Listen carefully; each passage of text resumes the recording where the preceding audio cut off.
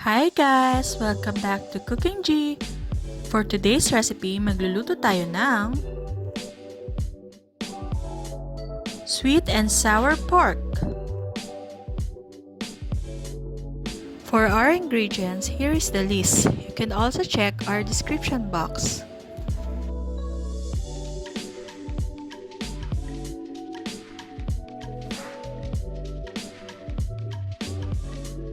Umpisahan na natin ang pagluluto. I-marinate ang pork sa soy sauce ng 10 minutes.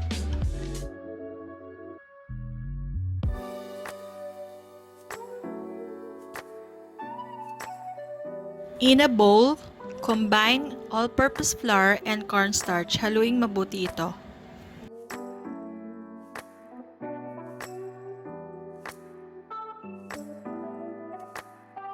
Dip the marinated pork sa flour mixture.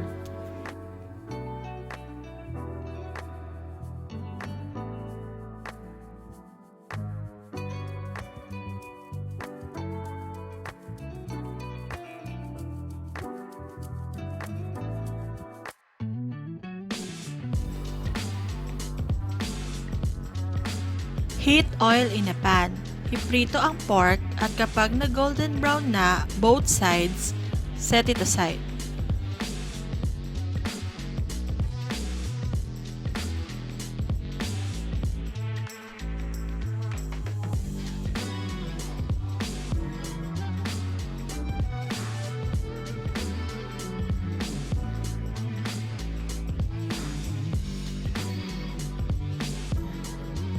In a separate pan, combine 2½ cups of water, vinegar, tomato ketchup, pineapple juice, and white sugar.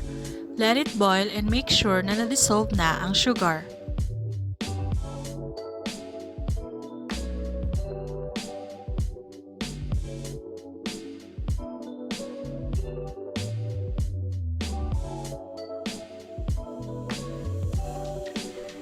When the sauce is boiling, add the carrots and simmer for 4 minutes. Now you can add the onion and bell pepper and simmer for 3 minutes. To make the sauce thickens, you can add cornstarch na dinissolve sa water, then mix it well. Now you can put back the fried pork and mix it well.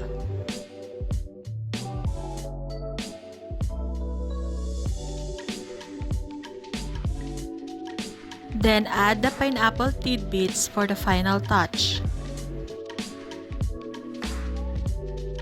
Add salt and pepper to adjust the taste.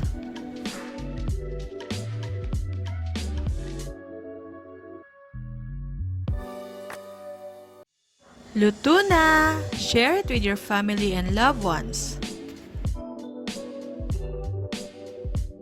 Hope you like our recipe! Please don't forget to like, share, and subscribe. See you on our next vlog. Bye!